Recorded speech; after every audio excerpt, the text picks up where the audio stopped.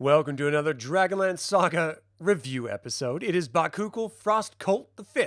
My name is Adam, and today I'm going to give you my review of the Odyssey of Gilthanas by Douglas Niles, Steve Miller, and Stan. I'd like to take a moment and thank the DL Saga members and Patreon patrons and invite you to consider becoming a member or patron by visiting the links in the description below. You can even pick up Dragonlance media using my affiliate links. Now, this is my perspective only. If yours differs, that's okay. Throw your thoughts in live chat if you're watching it live, or if you're watching this after the fact, put them in the comments below. We can have a healthy back and forth about it. Now, this is not a pre-written review because I performed this reading over 9 different hours for members of this YouTube channel and patrons, and I just don't want to have to write out a synopsis after spending so much time live performing a reading to then just give a live performance of a review. It's just a little bit too much for me. So in any case, I'm going to talk about the novel, and this is a bit of an odd duck, to be quite honest. If you tuned into Dragonlance Nexus's interview with Stan, then you understand that this is a bridge product. It's supposed to bridge the gap between fiction and gaming. And that's why it was built the way it was built. That's why they have the authors in it. And it was built during the 5th Age of Krynn, during that sort of in-between time when TSR just handed over handed over all their IP to Wizards of the Coast. And ultimately, Wizards of the Coast didn't want to do just Saga system anymore. They wanted to bridge between Advanced Dungeons & Dragons 2nd Edition and Saga while they were developing Dungeons & Dragons 3rd Edition. And so, we can really clearly see with this product the direction that the company was sort of stuck in, the problems that they were facing, and their attempts at not only connecting with previous IP lover fans with, of course, the subject material of Gilthanas, but also the gaming product side of things with not only the Dragon Wars description supplement at the very end of this, but also the sort of Leaves from the Inn of the Last Home lore-centric appendix in this. So the actual novel itself is broken into 3 different pieces. It's presented as 2, which is the story and then the appendix, but really it's the story appendix and then the Dragon Wars how to play description, and that's kind of the entire beast. So let's talk a little bit about this. I know I'm really early to this. I was going to do this tonight at 5 o'clock, but I want to start my weekend early, and I've just been sitting here reading and getting frustrated. So I'm not going to wait until tonight to do stuff, because tonight, hopefully, I will be in a comatose state. All right. So the story itself, the Odyssey of Gilthanas, as it were, focuses on Gilthanas after the War of the Lance, basically when he broke up with Silvara. So he was a beloved governor of Calaman, and he and Silvara both sort of worked to govern the city in the aftermath of the War of the Lance for a while, but Gilthanas just couldn't get out of his own head, and he eventually just sort of spurned Silvara for being who and what she is, which is ironic because that's supposedly what he fell in love with, which is why I think the whole dynamic of Gilthanas and Silvara is wildly unbelievable. Because if you're going to fall in love with someone, it doesn't really matter if they're a mystical dragon or not, because they can still change into the form of which you fell in love with them. But we also have to face the reality of, well, we as individuals may fall in love with someone at a point in time, but we age. And as we age, we start to look differently. Our bodies react differently as time goes on. And you realize that you're not just in love with someone because of their physical appearance. You're in love with them for who they are in the core of their being. And you learn to love aspects of them that are wholly disparate from their physicality, because your physicality fades ultimately. And there's no 2 ways about it. Your looks, your physical health, your bodies deteriorate, because as soon as we are born, we are on a long, slow march to death. And everything breaks down in time. That is life. And if you can't get past that idea, well, then you've got a big disappointment coming to you. And that's why I think it's so unbelievable for someone like a Quillency elf prince named Gilthanas, who falls in love with this mystical, magical creature and then feels like she lied to him when she never actually lied to him at all. And then when she did admit to being who and what she was, he's like, "Man, you hurt my feelings," and he ran off. And then, of course, once she's gone, he realizes, oh, shit, I really do love her. Well, crap, I need to go find her. And he drops everything to try to find her. However, he's captured. He's captured by the same people that captured Porthios, and he's locked away in a different dungeon underneath this hill in Sylvanesty. And he was there for like a decade before he ends up breaking out. And when he breaks out, he has to sort of think, well, should I go to Quillency and help liberate my homeland with my brother? Or do I do something else? And he realizes life means nothing without love and without Silvara, so he has to go find Silvara.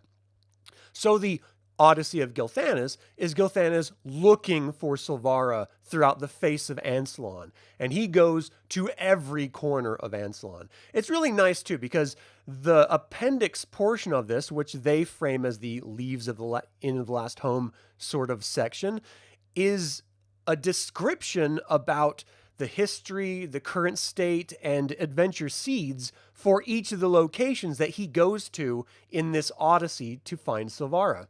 And so you get a whole lot, and I've actually referenced some of it for some of the recent videos I put out, namely God's Home. But you get a whole lot of really great information as far as world building information about Dragonlance and Ansalon in the 5th Age with this book, which is, I think, probably the only reason to buy this book or to read this book. Because the narrative, let's talk about that really quick. So Douglas Niles is great, and the way he writes is great. However, this is from not just Gilthanas' perspective, rarely, very, very rarely. More often, it's from tangential people that Gilthanas runs across and world events that are happening irrespective of Gilthanas entirely. And it's just, sometimes it's talking about, oh yeah, we heard about this rando prince that passed through the area and here's what we heard about him. And that's a chapter. But I mean, in some cases, you run across him sort of coming ashore to this island and the inhabitants of the island is sort of getting along with him. And then he moves on. And then agent of Malastrix comes by and says, "Why did you let him go? We have to kill him." And they're like, "But he's actually kind of a nice dude." And she's like, "I don't care if he's nice or not. Malastrix wants him dead. Go kill him." And so like part of the story are these assassins going to kill Gilthanas the whole time. It's crazy. And so we get stuff where he's interfacing with like Huldra-folk technology in Icewall, which I find wildly fascinating because I don't know if anyone else is a huge nerd like I am when it comes to Dragonlance and just history in general. But there's this antediluvian culture of Huldra-folk that have left their footprints all across Krynn from like the Age of Dreams. And as soon as humans, ogres, and elves were put onto Krynn by the gods, the Huldra-folk pretty much like popped smoke and left because they're like, "Ooh, screw these people." They're like destructive and troublesome and nosy, and I don't want anything to do with them. And they just disappear. But they left behind their culture and artifacts of their civilization. And it's really, really fascinating. I've always loved it, especially because you see all these places noted in maps or in the world source books, but you have no context about who they were or where they came from. This gives you some of that context in the appendix, which I find incredibly fascinating. So ultimately, he goes to a whole bunch of different locations, you know, the very tippy tops of mountains to learn how to use magic again, because remember, in the War of the Lance, Gilthanas was a fighter mage, but in the Age of Mortals, there's no magic. And so he has to learn how to use wild sorcery. And he does that by visiting this sort of, you know, that old trope of the kung fu master that lives, you know, by themselves in the mountaintop wilderness. And, you know, you had like travel to them and they teach you how to, you know, fight. That's kind of what this is, except it's with magic instead of kung fu. Very tropey, but it's fun, so who cares? And then he goes all the way across to the other side of Ansalon, the Ergoth, northern and southern Ergoth islands, Sanchrist, and he just visits a whole bunch of different locations and people, and it's pretty interesting. I think, and it's like a 12-year journey across Ansalon that he goes through.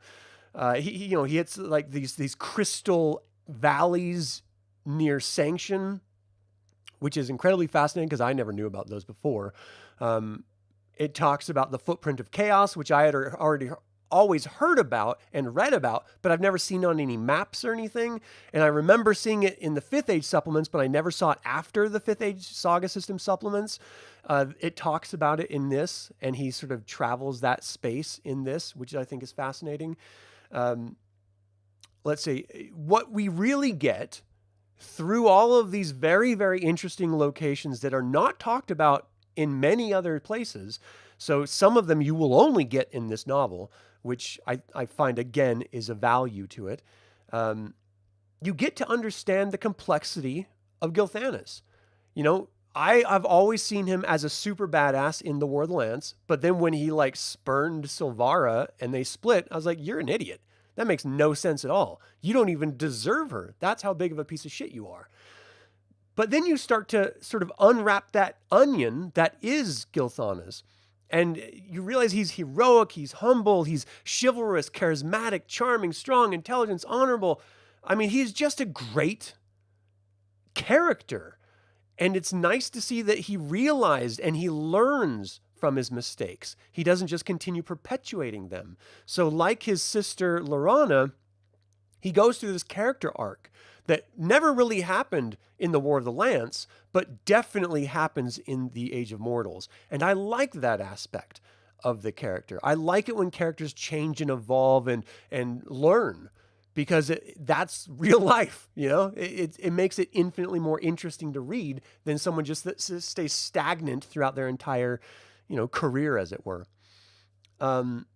It jumps from first person to third person narrative, which can be confusing. It jumps around to random characters between chapters, and so you don't really know who's talking or narrating in the chapter until, a few paragraphs in, and then you're like, oh, okay, now I get it. But it's wildly confusing initially. And because it jumps from chapter to chapter to different people, you're just sort of like hands in the air, like, what the hell is going on for a minute? But you always, get around to understanding it. It's never told from a first-person perspective of the Elven Prince themselves, Gilthanas himself. Some of my favorite places was like at the very end, there's this well, this hole in the ground that is like this cursed portal that's supposed to have been the origin of the destruction for all of Ergoth. But it's like has these children crawling out of it, these like children of monstrous chaos and stuff. And it's super creepy and weird. A little Children of the Corn, a little He Walks Between the Rows type stuff, which is, I love that stuff. So it was creepy enough to be super weird and like right up my alley. But I could see if you're just into fantasy going like, wait, what? What the hell is this? And not understanding it or getting it or enjoying it. We get a lot of random tertiary characters that you pass through and you find like you identify or you connect. I shouldn't say identify. You connect with these tertiary characters sometimes more than with Gilthanas, because you're never really in Gilthanas' mind in this as much as you are these other characters.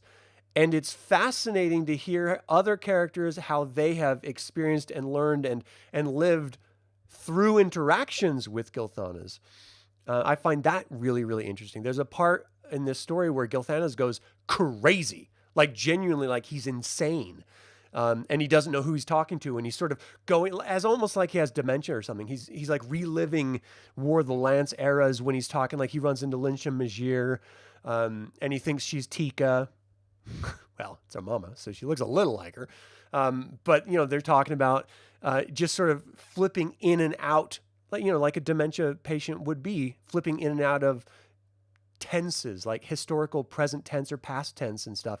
And it's sort of sad because all he wants to do is reconnect with the one thing that gave meaning to his life in a post-war context. And the entire book, he's searching for it, and spoiler, he never finds it. He never reconnects with Silvara. And so a lot of people who review this book hate it because the Odyssey of Gilthanas is the Odyssey, not the resolution of the Odyssey. Even when you end the book, he's a prisoner with dark knights. So he starts the book ostensibly as a prisoner to the Sylvanesti, and he ends the book as a prisoner to dark knights. And you don't know what happens after that. Now, let me put a little thumbtack in here. I have not read the full 3rd edition Age of Mortals campaign modules that Cam Banks completed. And I know Gilthanas is in it, and I think Silvara is in it as well. So there may be a resolution in that campaign that I am unaware of. So understand that. But in this book, it is not addressed, and it is never. And in fact, from Silvara's perspective, because the very last chapter, well, it's the second to is second to last chapter. The second to last chapter is Silvara talking about where she's been, what she's been doing, and who she is right now, and that she wants nothing to do with Gilthanas anymore. She's moved on. Now, I don't believe that for a second, because we see the way that it's presented, it seems like she's trying to convince herself of this to be true so that she can move forward with her new life. But yeah, she's straight up saying, I don't want anything to do with him. And then we, as the reader, find out where he ends up as a prisoner again, and we're like, oh, come on!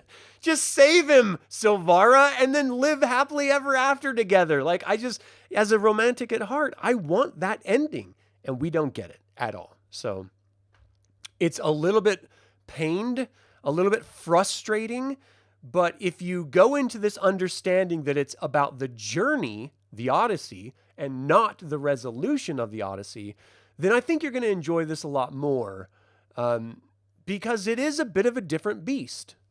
And then, of course, the real highlight to this is the lore information about the locations that he visits, which is really the sole purpose of it being written the way it was. And then there's a little fun sort of tail end of this called the Dragon Wars card game, where you just play regular playing cards and you play this new game that Stan and I think Steve Miller put together to talk about basically the Dragon Wars during the Dragon Purge, I should say, during the Age of Mortals, right before the Dragon Overlords stopped the Dragon Purge and let the individual Overlords rule their realms. So the Dragon Wars card game is very much just a casual little, player versus player.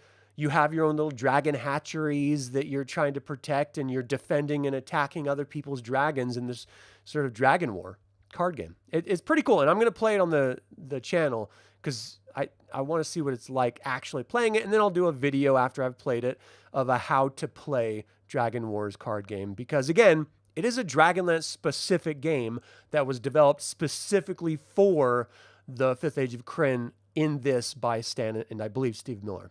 So we should definitely talk about it as well. Or I should include pieces of it. DC's Bees, how you doing? Thanks for tuning in. Chris, thanks for tuning in. Always good to see you. You're pumped to see so many new Dragon High Lords? Yeah, Alan Kosher, new Dragon High Lord. Welcome. We did an adventure that took us to Icewall. Your DM was great about using the undefined areas, the place where a lot of our event would take place. Yeah, that's fun. One thing we have to remember about Icewall in general, and we get this in some of the short stories, is that it's by and large just a series of glaciers, if not one massive glacier. And glaciers are like living entities. They spread, they move, they recede, they affect the climate and the terrain around them. And so the ice wall itself is not a static entity or location. It is very much a moving target, as it were. And so, some places that, battles had happened are now swallowed by the glacier and, sort of uncovered or revealed in wildly different locations. And so, you have to think of glaciers as the living entities that they are, because they do shift and move, and that's why they're so dangerous. And when you visit them, you have to understand that, no, it's going to be different every time. So that's very cool that you visited that in a gaming situation.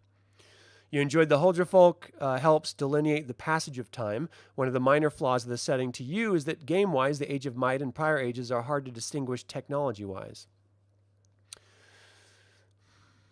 I'm not sure I fully agree with that. I understand everything is set into that sort of fantasy, medieval fantasy, like technology level, but like the Age of Might and like the early Age of Might, the Age of Dreams, Age of Starbirth, you can play in all of those eras and they would feel dramatically different simply because of the races and the borders and the geography. Everything would be wildly different. Ire to Ogres in the Age of Starbirth and the Age of Dreams would be ire to ogres. They wouldn't, there would be no regular ogres, and they would be slavers of humans. So, you would have a totally different framing. And that's another part of what I love about Dragonlance, is that when the dwarves came down from Taladas, because that's just like Minotaurs, that's where they came from, according to the Dwarves of Krynn box set. Again, Douglas Niles. They actually took over Ire to Ogre kingdoms in the mountains, like underneath the mountains.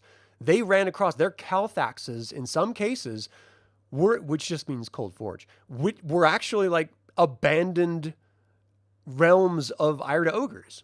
And they talked about this incredible civilization that built these incredible spaces that they just sort of happened upon and took over.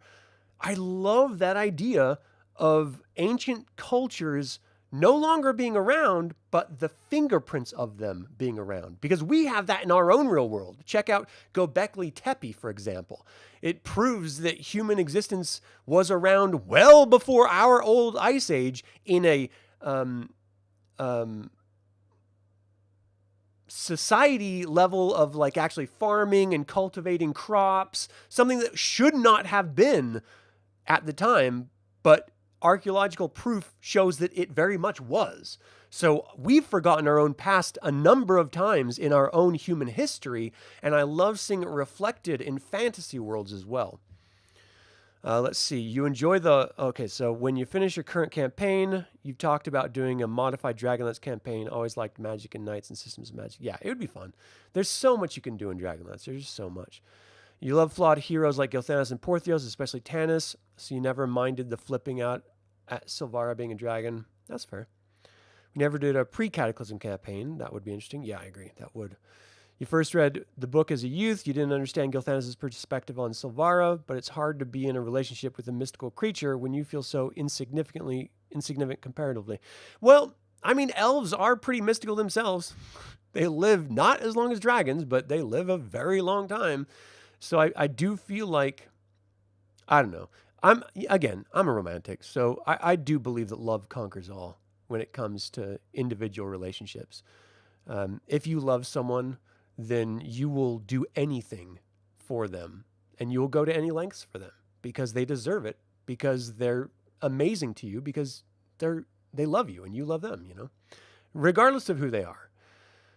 You remember reading them when you were in high school? The books couldn't come out fast enough? Yeah, for sure. You're going for, hey, Engine Joe, how you doing? Has amnesia and you got abducted by aliens on Krynn or Scions. Yeah. Well, it wasn't far from that actually in the book. You hear your point on the different eras having different races geography, but you personally think it's would be more fun if weapons and spells were distinguishable between thousands of years. Yeah. I mean, that's just the trope of fantasy games like D&D, You're just sort of stuck in that. Many of Krynn's earlier periods are more like Greyhawk type world. I don't know enough to really understand that or compare it, to be quite honest. This is the one campaign setting that I've been obsessed with since I was a kid, and I've never really explored others, at least not in depth. I played a lot of Ravenloft, but I never obsessed about it like I did this. Gilthanas will meet Silvara again. Fingers crossed. Dragons need good lovin' too. Everyone needs good lovin'. Relationships with a hot dragoness. Yeah. All right. Well, that's really all I had. Again, it wasn't a pre-written review, but the actual story portion isn't that long. And realistically, the book is more about the setting than it is about Gilthana's traveling around to showcase the setting than it is about him finding Silvara. It tells you about the people of Krynn. It tells you about the organizations of Krynn, the dragon overlords. It tells you about the regions. That's really the point of this book. You know, it was supposed to bridge the novels and help the novel readers get into gaming and gaming fans get into novels. It was supposed to bridge that gap. But it clearly was not successful, and it's not well received by most people. Most people did not enjoy this. I am kind of on the fence with it. There's a lot that I love about it, and there's a lot that bothers me about it. But it ultimately, I think there's more good than bad. And I definitely think if you're a Dragonlance fan, you should read this book. If you're a Gilthanas and Silvara fan, you should read this book. And if you love Dragonlance as a setting, you should definitely read this book. The only people I think that should not read this book are people not interested in Dragonlance. And that's it. So thank you guys so much for tuning in to this review of The Odyssey of Gilthanas by Douglas Niles, Steve Miller, and Stan. What do you think of the novel? Do you enjoy the combination of novel, reference, and game? And finally, will Gilthanas and Silvara ever reconcile? Feel free to email me at info@dlsaga.com or leave a comment below. I would like to thank creator patron Aaron Hardy and developer patron Chris Androu.